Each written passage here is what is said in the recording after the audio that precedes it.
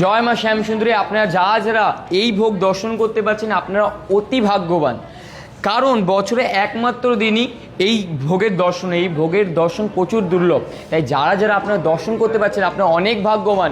এই ভোগ দর্শন করেন, আপনাদের জীবন থেকে সমস্ত রকম দুর্ভোগ মা শ্যামসুন্দরী নিজের হাতে কাটাবে। জয় মা শ্যামসুন্দরী। এই ভোগের বিশেষত্ব হলো বছরে কেবল একদিন মাটির হাঁড়িতে কাঠের উনুনে এই ভোগ রান্না করা হয়। আর এই ভোগ কোনো মানুষ রাঁধে না, সমস্ত রকম সামগ্রী আমরা দিয়ে দিই, তারপর আমরা এই ঘর থেকে কিছুক্ষণ পর বেরিয়ে যাই। মা লক্ষ্মী স্বয়ং এই ভোগ মা শ্যামসুন্দরীর জন্য রাখবে। আপনারা যখন সবাই প্রসাদ পাবেন তখনই বুঝতে পারবেন কী অমৃত। না খিচুড়ি না, এটা বিশেষ অন্যের একটা ভোগ হয়, খিচুড়ি না, বিশেষ অন্ন 9 রকম 12 রকম মায়ের সবজি দিয়ে এই ভোগ তৈরি করা হয়।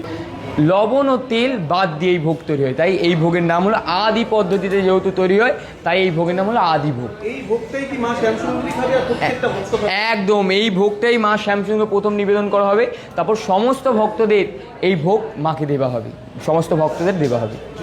জয় মা।